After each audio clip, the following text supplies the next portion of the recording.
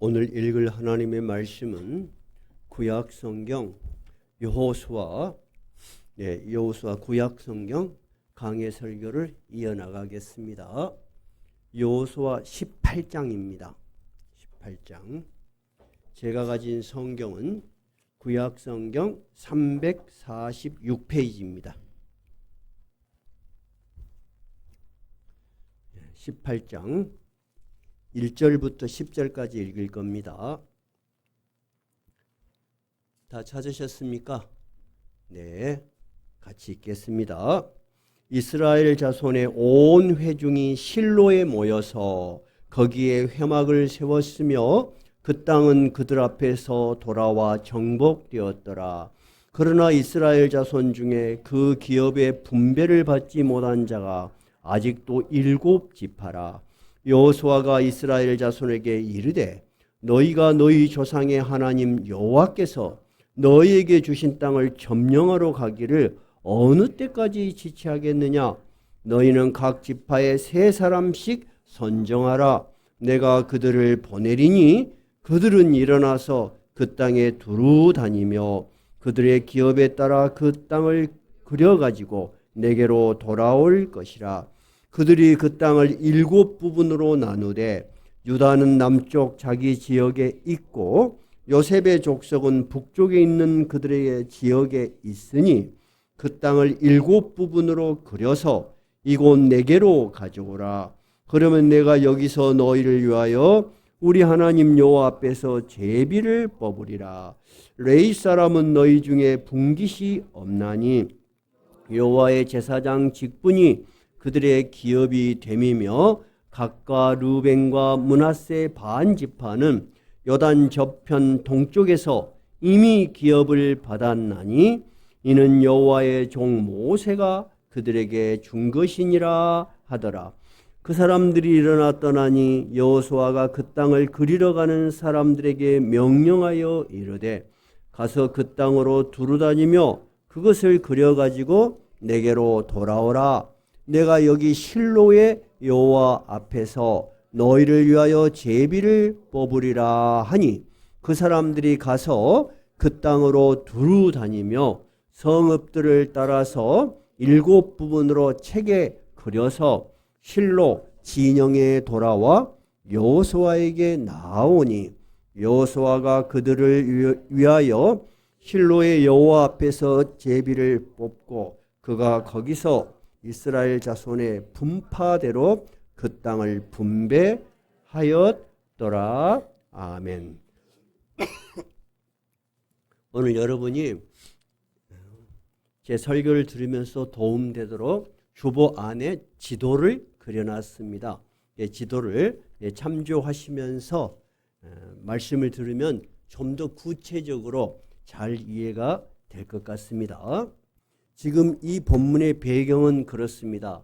이스라엘 백성들이 요단강을 건넜습니다. 제가 지금 칠판에 그려놓은 이렇게 생긴 요단강입니다. 요단강을 건너서 이쪽 전체가 가나안 지역입니다. 가나안으로 들어와서 몇 년 동안이나 가나안 전쟁을 치렀다 그랬죠? 약 7년의 가나안과 전쟁을 치러서 이제 큰 전쟁이 다 끝이 났습니다. 이제 전쟁이 끝이 나면은 그걸로 끝나는 것이 아니고 이 땅을 각 지파별로 분배를 하는 것입니다. 지금 이 기록은 지금으로부터 우리가 살고 있는 지금으로부터 약 3,500년 전 청동기 시대와 철기 시대의 그 즈음에 해당해요. 그 시대에는 주 산업이 뭐겠어요? 농사입니다. 이스라엘 사람들은 목축도 하지만은 일단은 농사가 그들의 주된 사업이에요. 그러면 농사에 제일 필요한 게 뭐겠어요? 땅이죠. 그러니까 그들의 생존을 위해서 이 땅을 12지파에게 잘 나누어 주는 것이 굉장히 중요한 거예요.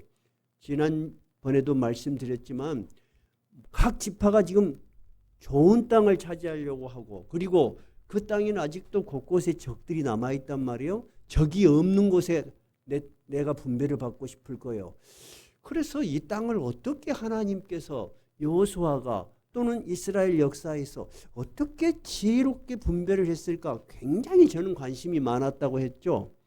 근데 모든 성경 자료와 설계자들은 그냥 굉장히 간단하게 각 지파별로 하나님 앞에서 제비를 뽑아서 12지파가 잘 나눠 가졌다. 그리고 그들은 하나님 말씀에 순종했다. 이렇게 대충 이야기를 하셔서 어렸을 때도 저도 그렇게 들었어요. 근데 성경을 쭉 읽어보고 우리가 지난번에 살펴보니까 조금 구체적으로 내용이 좀 달랐어요. 자, 지난번에 우리가 살펴본 내용대로면 12지파가 다 나눈 게 아니고 어떻게 됐죠?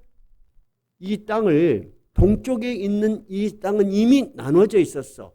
루벤 지파, 갓 지파, 므낫세의 절반이 이 땅을 먼저 차지했어요. 그러면 이쪽에 남은 이제 지파들이 땅을 차지해야 되겠죠. 근데 두 지파가 먼저 땅을 제비를 뽑게 돼요. 그게 누구 지파예요? 유다 지파하고 이 두 개가 합해서 뭔 지파예요? 요셉 지파입니다. 왜 이 두 지파가 먼저 땅을 차지하게 됐을까 하고 성경을 면밀히 살펴보니까 이 가나안에 들어오기 전에 하나님께서 모세 시대에 이미 이 땅을 분배하는 법칙을 가르쳐 줬어. 어떻게 가르쳐 줬냐면은 이 백성의 수를 다 20살짜리 이상으로 수를 세라 그래요. 그래서 각 지파별로 백성의 수를 다 세어요. 그것이 민수기 26장에 있는 이야기예요. 백성의 수를 다 세니까 제일로 많은 지파가 약 7만 5천 명. 20살 이상의 남자만 센 거예요. 남자만. 그리고 가장 적은 지파가 시므온 지파가 2만 명. 차이가 어때요? 2만 명하고 7만 5천 명. 이것을 같이 제비를 뽑는다는 것은 불합리하다고 난 생각했거든요. 어떻게 제비를 공평하게 뽑을 수 있을까? 근데 성경이 맞는 거야. 그래서 인구가 제일 많은 유다 지파하고 에브라임, 므낫세 지파가 합하면 또 8만이 넘어요. 두 지파가. 그러니까 인구가 많은 지파에게 먼저 중요한 땅을 분배를 한 것 같아요. 그리고 나서 나머지 지파가 오늘 18장에 있는 내용이에요.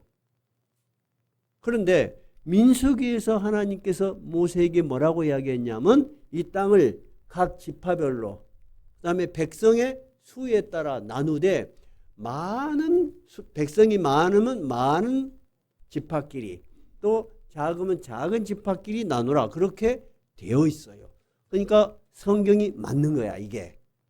그런데 무슨 사연인지 두 지파, 즉 유다 지파하고 요셉 지파, 요셉은 형제가 둘이에요. 에브라임과 므낫세. 그 땅을 분배한 이후에 나머지 지파가 7지파가 땅을 분배를 안 해. 그리고 땅을 나눌 생각을 안 하고 버티고 있어. 지금 그 이야기예요. 그러니까 여호수아가 보니까 이거 심각한 문제야. 이 사람들이 자기 땅을 찾으러 막 여호수아 우리도 땅을 나누어 주십시오. 그리고 막 굴고 그래야 될 건데 아무 말도 안 하고 땅을 나눌 생각을 안 해. 근데 성경은 왜 그런지 없어. 그러면 우리가 성경은 해석하는 기준이 1번, 성경에 명확히 있는 사실이 1번이에요. 두 번째, 성경에 명확히 없으면 그것과 관계된 다른 성경 구절에서 그 성경에 해석하는 부분이 있으면 그것이 2번이에요. 3번은 뭐냐면 전체 문맥을 통해서 추측을 하는 거예요. 합리적으로. 근데 그 추측이 성경의 전체 내용하고 맞아야 돼. 그럼 여러분 한번 생각을 해보세요. 여러분이 이것을 맞히면 성경은 맨날 좋은 이야기, 그런 이야기만 있는 것이 아니고 사람들이 실제 살아가는 그 사람들의 심정을 그대로 적은 거야. 한번 생각해 봐요. 왜 나머지 사람들은 땅을 주라고 하지 않고 나누려고 하지 않아? 그러니까 오직이 하면은 3절에 18장 3절에 여호수아가 뭐라고 말하는가 봐요. 3절 읽어봐요. 여호수아가 이스라엘 자손에게 이르되 너희가 너희 조상의 하나님 여호와께서 너희에게 주신 땅을 점령하러 가기를 어느 때까지 지체하겠느냐. 자, 여호수아가 기분 좋게 말하는 거예요. 나무라는 거예요. 엄청 나무라는 거야 지금. 이거 언제까지 이러고 있을 거냐. 막 그렇고 나무라면서 뭐라고 하냐면은 각 지파에 3명씩을 뽑아라. 뽑아가지고 나누지 않은 땅을 전부 다니면서 현황 파악을 해라는 거야. 현황 파악을. 우리가 볼 때는 토지는 넓지만은 쓸모없는 땅이 있을 수도 있지 않나요? 적은 땅일지라도 사람들이 선택하고 싶어하는 땅이 있겠죠. 그 기준이 뭘까? 뭐냐면은 좋은 땅은 이미 사람이 살겠죠. 그리고 성이 있겠죠. 다 그 마을이 형성되어 있겠죠. 그러니까 그 성읍을 중심으로 이게 나눠지는 거예요. 그래서 각 지파에 3명씩 전부 돌아다닙니다. 자, 그러면 질문을 할게요.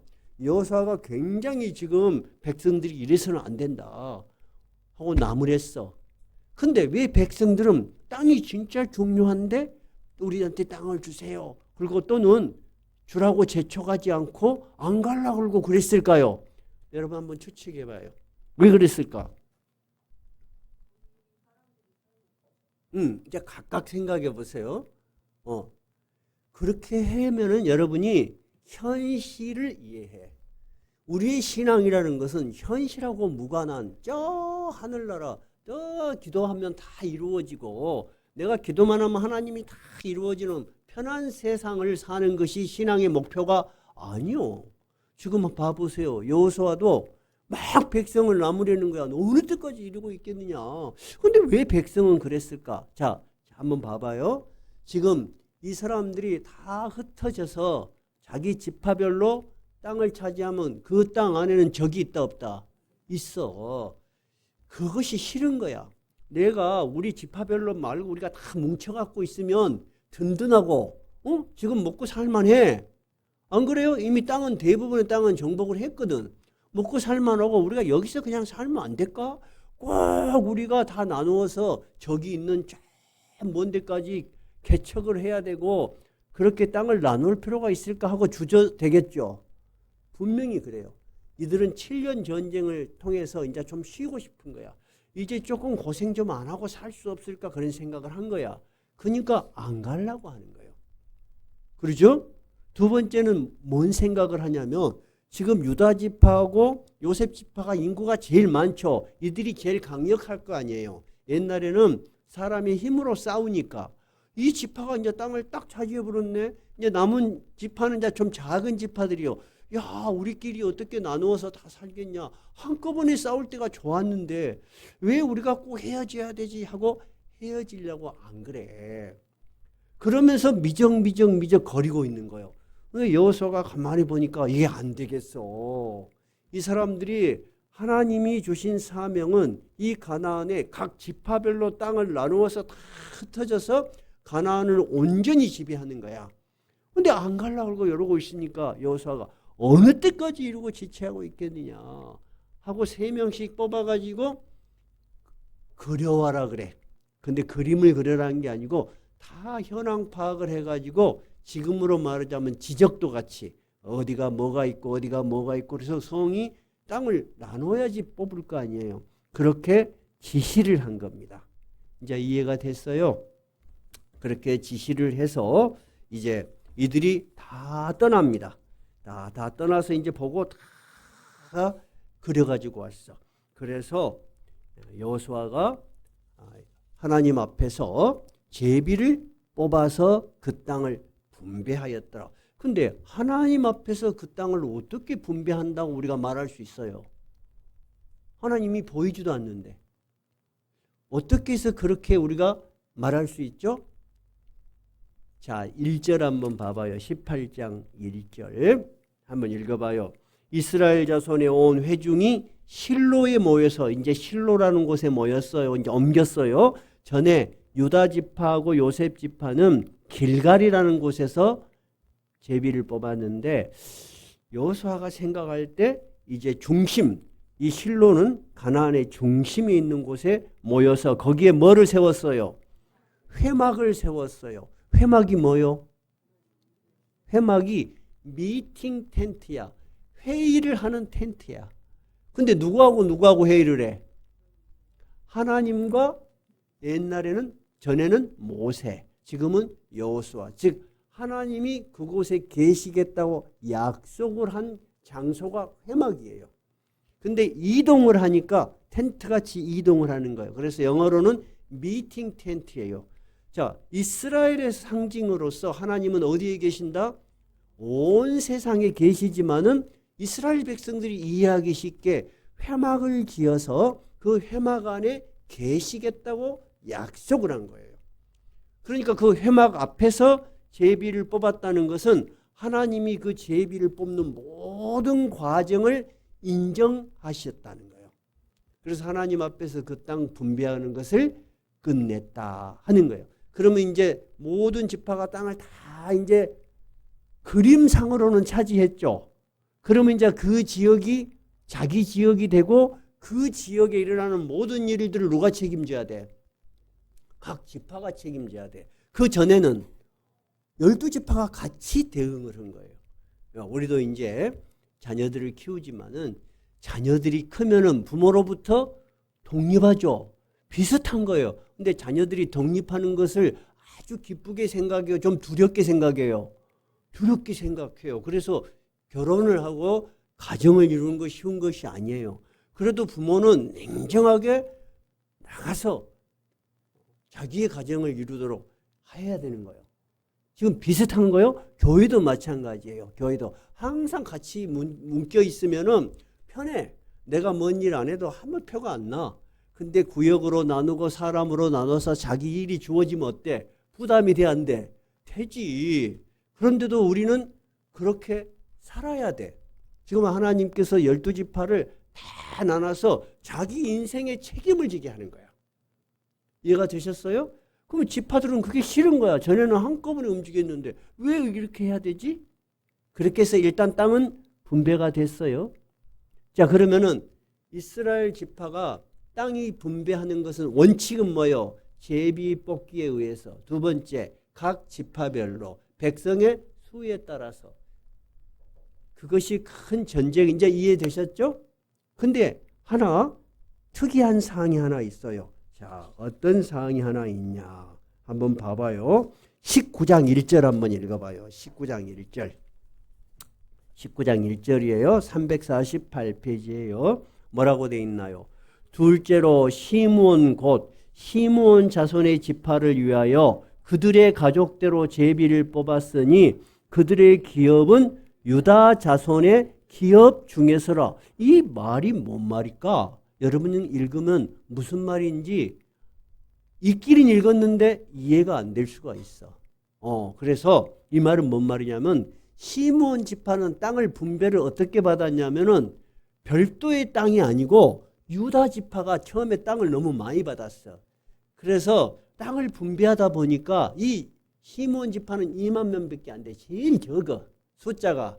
그러니까 유다 지파가 받은 땅의 일부분을 유다 지파가 내놓은 거야. 그리고 또는 조정을 한 거야. 그러니까 땅을 분배하는 과정에서 제비도 뽑았지만 뭣도 있었다? 조정도 있었다. 여러분 이것이 당연한 거야. 무슨 이것이 종이 찢어갖고 12개로 나누듯이 그럴 수가 없는 거잖아.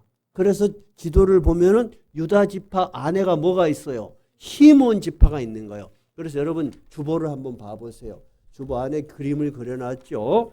자, 제일 밑에 유다 지파 안에가 뭐가 있어요? 시므온이 이렇게 있는 거예요.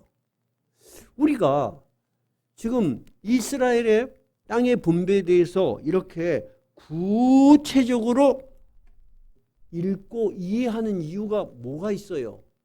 왜 우리가 남의 역사를 이렇게 이스라엘 수천 년 전의 역사를 우리가 이해하고 읽어야 될 필요가 뭐가 있을까 하는 질문을 제가 먼저 드리려고 해요. 이제 이 땅의 분배에 대해서는 다 들으셨죠? 들어보니까 합리적이 아니에요. 굉장히 합리적이죠. 두 번째, 나누면서 조정 양복 있었다. 그리고 지난번에도 있었지만 불만 있는 사람도 있었다. 다양하다 그 말이에요. 근데 제가 대학교를 다닐 때 여러분이 다 아시니까 제가 고려대학을 다녔어요. 근데 제가 대학을 다닐 때 도월 김용옥 씨라는 분이 우리 학교에 교수로 왔어. 근데 그 양반은 원래 고대 출신이야. 생물학과 출신인데 다시 공부를 해서 철학 쪽으로 바꿨어. 그래서 하버드대에서 동양 철학으로 박사학위를 받고 왔어. 머리를 팍 깎고 한복을 입고 쫙 그러고 다니니까 인기가 좋았어. 그리고 강의를 할 때도 굉장히 좀 독특하게 하니까 항상 강의실이 팍팍했어. 근데 이 양반이 드문드문이 아니라 지금도 매스컴에 나와서 기독교를 비판을 해. 네, 아주 비판을 하는데 학생들은 그 사람이 한 말은 다 멋있게 들려. 그 나이에는. 근데 나는 어렸을 때부터 신앙생활을 많이 했고 성경을 많이 읽기 때문에 저는 그분의 말에 대해서 그렇게 크게 영향을 받지 않았는데 많은 학생들이 영향을 받았어. 그분이 했던 많은 말들 다 하면은 설교에 도움이 안 되니까 딱 하나. 그 사람이 이런 이야기를 하는 거예요. 여러분, 뭐 하려고 한국 역사도 모르면서 이스라엘 역사를 그것을 종교라고 믿고 그렇게 열심히 교회를 다니요. 그렇게 이야기를 하는 거예요. 그러면서 마치 그런 것이 무지무지 어리석고 막 비웃듯이 하는 거야. 근데 나는 그 당시 그 이야기를 듣고 저 양반은 성경을 깊이 읽지 않았구나. 그런 생각을 하고 말았어요. 근데 그리고 시간이 20년이 지났어요. 20, 30년이 지나서 제가 개척교회 목사가 됐어요. 근데 우리 교회 어떤 성도들 중에 고대를 나온 후배가 처음으로 교회에 왔을 때 나한테 한 질문이 뭐였냐면 20년, 30년이 지났는데 그 이야기를 기억하고 있더라고. 그러면서 목사님, 우리가 학교 다닐 때 김용옥 교수가 뭐 하려고 이스라엘 역사를 경전이라고 그렇게 막 믿고 그런 것을 신앙의 기준으로 삼고 하냐. 어리석다는 식으로 이야기했는데 자기는 굉장히 영향을 많이 받았나 봐. 목사님은 어떻게 생각하세요? 자, 오늘 우리가 이스라엘의 역사를 본문을 들었죠. 이게 전부 이스라엘 역사잖아요. 역사라는 게 뭐죠, 여러분? 역사는 언제, 시간이 있어야 돼. 그 다음에 어디서, 그 다음에 누가, 무슨 일을 했는가 구체적인 기록이 역사예요. 오늘 다 살펴봤죠. 오늘 우리가 디테일하게 본 것은 이것이 이스라엘의 역사가 맞다, 안 맞다? 분명히 맞아. 그러면 역사라는 것은 분명히 맞아요. 두 번째, 그러면 왜 우리가 이것을 믿음의 눈으로 신앙으로서 이것을 배우고 이 시간에 우리가 설교를 해야 돼요? 그 이유가 뭐예요? 이 역사 안에 내가 그때 그 후배에게 해준 대답이 지금 대답이에요. 이 역사라는 것은 분명히 맞다. 이것이 이스라엘 역사라는 것은 분명히 맞다. 이걸 부정하면 안 돼. 방금 다 여러분이 살펴봤잖아요. 언제 어디서 누가 어떻게 다 있잖아요. 근데 이 안에 누구의 섭리와 누구의 명령과 누구의 약속이 있는 거야? 하나님의 명령과 하나님의 약속과 하나님의 섭리가 선명하게 있는 거야. 그래서 우리는 하나님께서 이렇게 우리에게 자기 자신을 보여주고 있구나. 여러분 한번 생각해 봐요. 여러분이 우린 여자분이 많으니까 어떤 남자가 성격이 어떤지, 그 사람이 믿을 만한지, 그 사람이 어떤 능력을 가지고 있는지 어떻게 알아요? 딱 보면 알아요? 아니면 같이 살면서 경험해 봐야 알아요? 같이 살면서 경험해 봐야지 알아. 하나님이 우리에게 자기를 가르쳐주는 방식 중에 우리가 제일로 이해하기 쉬운 것은 우리의 역사 속에 들어와서 우리가 이해할 수 있는 역사 속에서 하나님이 약속을 하시고 그 약속을 이루시고 이런 과정을 통해서 우리는 신앙이 이해가 되는 거예요. 근데 꿈속에서 누구야? 나 하나님이다. 그러면 꿈 깨갖고 그 하나님을 어떻게 이해를 하겠어? 누가 네 하나님 어떻게 믿냐? 그러면 꿈에 나타났어. 그래서 믿어. 굉장히 추상적이야. 그래서 성경은 1차적으로 인간의 역사 속에 들어온 하나님을 통해서 우리가 알 수 있는 거예요. 그러면 우리가 이 구약의 이스라엘 역사 속에서 오늘 본문을 통해서 어떻게 하나님을 알 수 있는가? 한번 잘 들어봐요. 하나님께서 지금 이스라엘 백성들이 요단강을 건넜죠. 누가 건너라고 했어요? 하나님께서 누구에게? 여호수아에게. 진짜로 그랬어요? 19 한번 가봐요. 여호수아 여기다 책갈피 꽂아놓고 책갈판 꽂아 넣어봐서요. 여호수아 1장 한번 봐봐요. 1장. 제가 가진 것은 320쪽이에요. 자, 이들은 어떻게 해서 가나안 요단강을 건너게 됐는가? 1절 한번 읽어봐요. 여호와의 종 모세가 죽은 후에 여호와께서 모세의 수종자 눈의 아들 여호수아에게 말씀하여 이르시되 내 종 모세가 죽었으니 이제 너는 이 모든 백성과 더불어 일어나 이 요단을 건너 내가 그들 곧 이스라엘 자손에게 주는 그 땅으로 가라. 요단을 건너게 한 사람이 누구요? 하나님이요. 그리고 이 땅을 주겠다고 약속한 사람이 누구요? 하나님이요. 그리고 오늘 이 땅을 전부 점령하고 땅을 분배를 해서 약속을 이루신 거야. 우리는 이 성경이 짧은 지면 안에 있으니까 그러지, 이스라엘 백성 여호수아는 이 하나님의 명령과 약속을 믿고 요단강을 건넌 거예요. 근데 여호수아는 요단강을 건너기가 굉장히 두려웠던 모양이에요. 그래서 1장에 보면은 하나님께서 모세 여호수아에게 부탁하고 권면하는 내용이 뭐예요? 자, 한번 읽어봐요. 6절 읽어봐요. 1장 6절. 시작. 강하고 담대하라. 너는 내가 그들의 조상에게 맹세하여 그들에게 주리라 한 땅을 이 백성에게 차지하게 하리라. 7절. 오직 강하고 극히 담대하라. 9절 한번 읽어봐요. 내가 내게 명령한 것이 아니냐. 강하고 담대하라. 두려워하지 말며 놀라지 말라. 네가 어디로 가든지 네 하나님 여호와가 너와 함께 하느니라. 여러분, 이것이 우리가 하나님이 어떤 분인지를 이해할 수 있는 하나님의 구체적인 명령이에요. 하나님의 첫째 명령은 요단강을 건너라. 그렇죠? 두 번째, 그러면 내가 이 땅을 다 줄 것이다. 그 대신 너는 해야 될 일이 뭐냐? 강하고 담대하라. 강한 믿음을 가져라는 거야. 내가 너를 절대 버리지 않게. 여러분, 이것이 신앙이야. 이것이 믿음이요. 믿음이라는 것은 내가 뭔가를 해봐야지 그게 아니고 성경에 나타난 하나님을 내가 믿는 거예요. 이해가 되셨어요? 그러니까 하나님께서는 여러분 이스라엘의 역사뿐만 아니라 여러분의 인간의 역사 속에도 들어와 계시는 거야. 그걸 믿어야 되는 거예요. 저는 그걸 믿어요. 우리 교회의 역사 속에 하나님이 들어와 계신다 안 계신다? 계신다니까. 나는 그래서 교인 한 명도 없을 때 그렇게 기도했다니까. 하나님, 제가 수십 년 어렸을 때부터 신앙생활을 했지만 진짜 하나님이 계신지 안 계신지 제가 확신이 안 듭니다. 여러분, 목회자가 되는 것과 평신도의 차이가 뭘까요? 차이는 성경 지식이 아니에요. 저보다 더 열심히 성경 읽는 성도들 많아요. 근데 여러분들은 특히 잘 알아. 두 번째, 설교를 잘해서 그럴까요? 아니에요. 설교를 잘하는 사람 많이 있어요.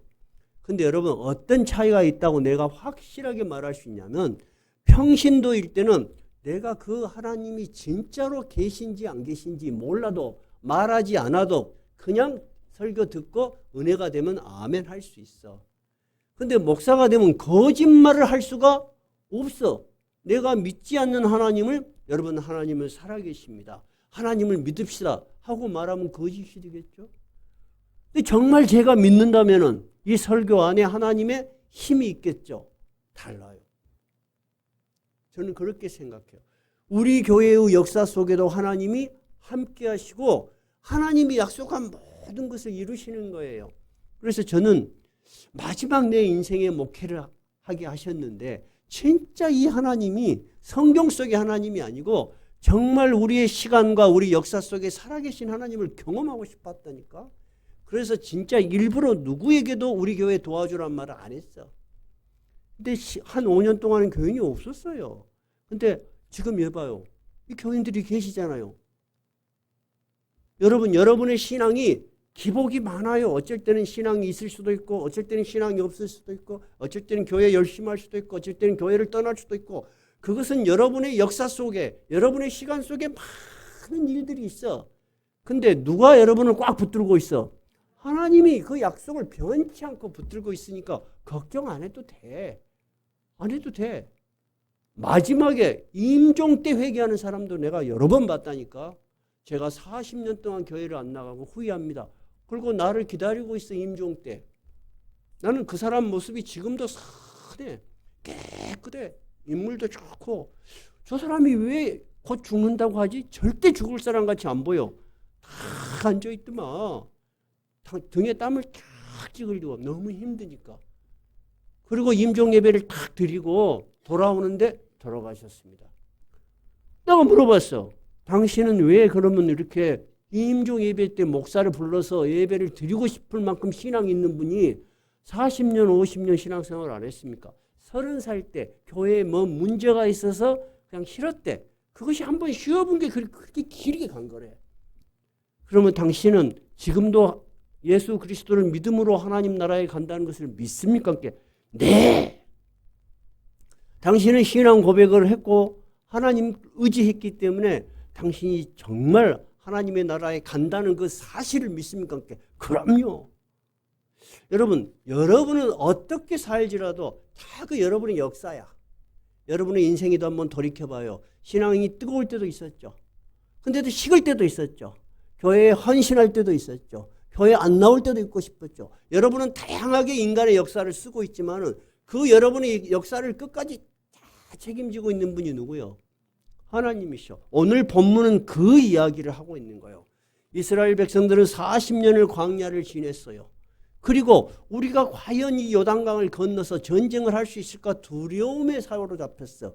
그런데 하나님은 민수기에서 요단강을 건너기도 전에 뭐를 생각하고 계셔? 땅을 분배하는 것을 가르쳐 주셔. 너희들 그 땅 차지한다는 거야. 그러니까 걱정하지 말고 분배 방법부터 잘 기억해놔. 그렇게 이야기하시는 거예요. 우리 인간은 과거에 자기가 있었던 일 기억해요, 못해요? 기억해요. 현재의 일 기억해요, 못해요? 현재의 기억해요. 미래의 일 알아요, 몰라요? 몰라요. 그것이 인간의 한계야. 소련이 우크라이나를 칠 때 최소 2주면 점령한다고 생각했대요. 근데 지금 몇 년 갔어? 3년 갔어. 지금 저 소련이 다시 재건될 수 있을지 몰라. 우크라이나도 물론이지만 소련도 어떻게 될지 몰라. 지금 러시아도. 인간은 대단한 능력을 가지고 있는 것 같지만 미래의 일을 아무도 몰라. 아무도 몰라. 그것이 인간이야. 그런데 하나님께서는 여호수아야, 요단강을 건너라. 강하고 담대라. 내가 너를 결코 버리지 않을 것이다. 그리고 그 땅을 이렇게 분배하라. 그러면 그 당시 여호수아나 이스라엘 백성이나 그 분배의 방법에 대해서 관심이 있었을까? 관심이 있을 수가 없지. 지금 죽겠냐 살겠냐 걱정하고 있는데. 근데 7년이라는 전쟁이 끝나면서 땅이 다 자기들의 땅이 됐어. 땅이 됐는데도 이제 흩어져라 하니까 가기가 싫은 거야. 왜? 뭔 일이 일어날지 모르니까. 그러니까 여호수아가 이래서는 안 되겠다. 언제까지 이러겠냐. 여호와께서 명령하신 것을 언제까지 이행하지 않겠냐고 다 흩어버린 거야. 그것이 여러분 오늘 본문이에요. 하나님께서는 자기가 한번 하신 약속은 반드시 이루십니다. 그것을 우리는 신실하신 하나님이라고 해요.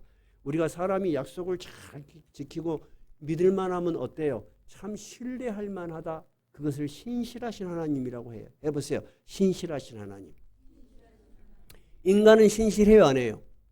인간도 신실한 분들이 많아요. 그런데 인간은 그렇게 잘 지키고 싶지만 정말 멋있게 인생을 끝내고 싶지만 능력의 한계가 있어.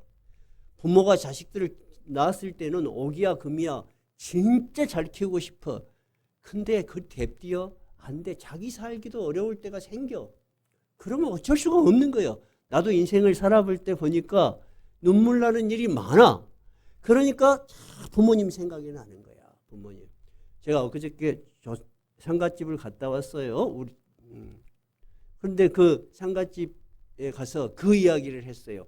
부모가 돌아가셨는데 오히려 돌아가셨으니까 잊어버릴 것 같은데 세월이 갈수록 더 생각이 난다.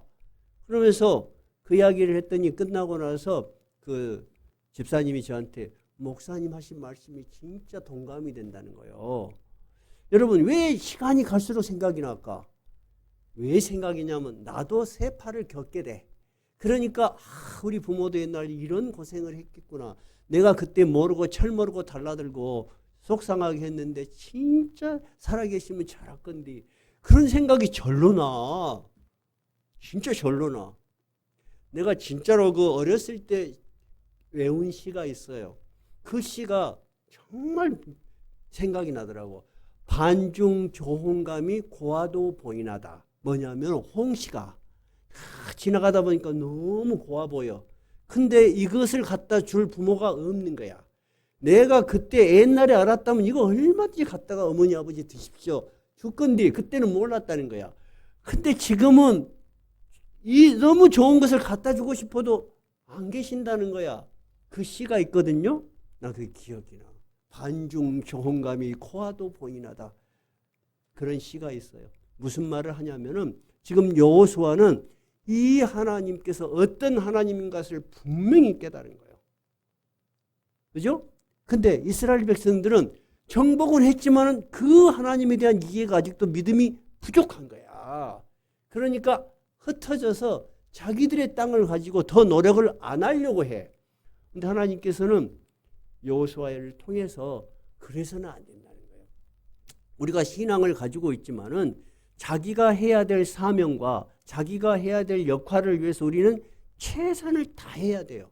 근데 세상 사람들은 최선을 다하는 것으로 만족하지만 우리는 최선을 다하는 그 과정에 누구를 만나는 거예요? 하나님이 우리를 도우시고 하나님이 누구신지를 경험하게 되는 거예요. 그래서 하나님께서는 이 모든 인간의 역사를 쓰시는 거예요. 이 인간의 역사를 쓰시는데 어떤 사람을 들어서 쓰시냐? 하나님을 진심으로 믿는 사람. 여호수아 같은 사람을 들어서 하나님은 위대한 역사를 쓰는 거예요. 그러니까 여러분, 내가 능력이 없다. 나는 세상에서 쓸모가 없다. 내가 뭔 일을 해야 되지? 라고 생각하기 전에 일단 우리는 하나님의 사람이 되어야 돼. 하나님을 믿고 그 하나님이 나를 도우시면 나보다도 더 큰 일을 하실 수 있는 그 하나님이 나를 도우시면 내 인생이 바꿔질 수 있다. 내 인생이 하나님 통해서 빛날 수 있다. 우리 이런 믿음을 가진 것이 굉장히 중요해요. 그것이 오늘 여호수아의 본문을 통해서 우리가 살펴볼 부분이에요. 자, 그러면 여호수아 다시 돌아가 봐요. 책갈피 띄워놨죠?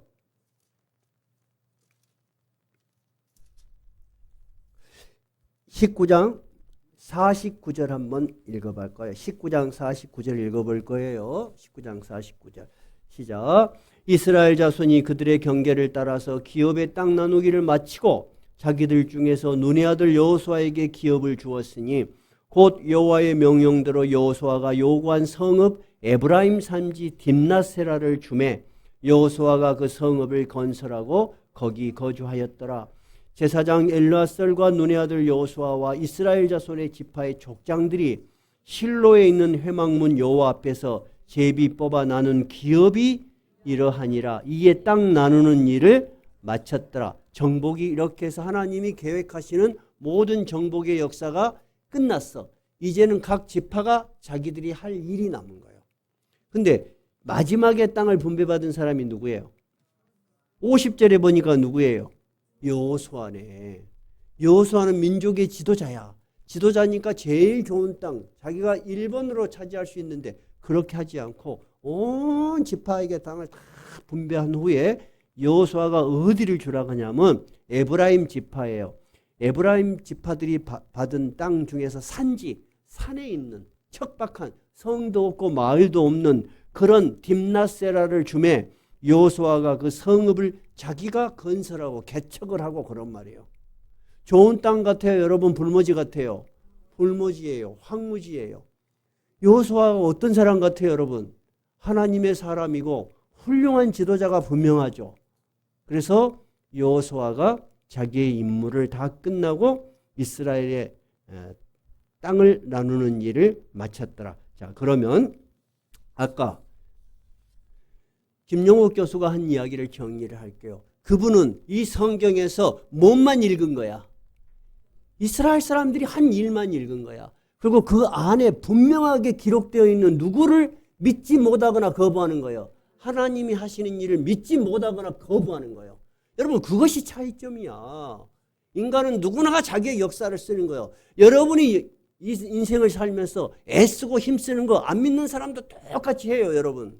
근데 여러분이 애쓰고 힘쓰면서 하나님이 살아계신 것을 믿고 기도하고 하나님께 의지하고 나아간다면 여러분은 신앙이 있는 사람이요. 하나님을 믿는 사람이요.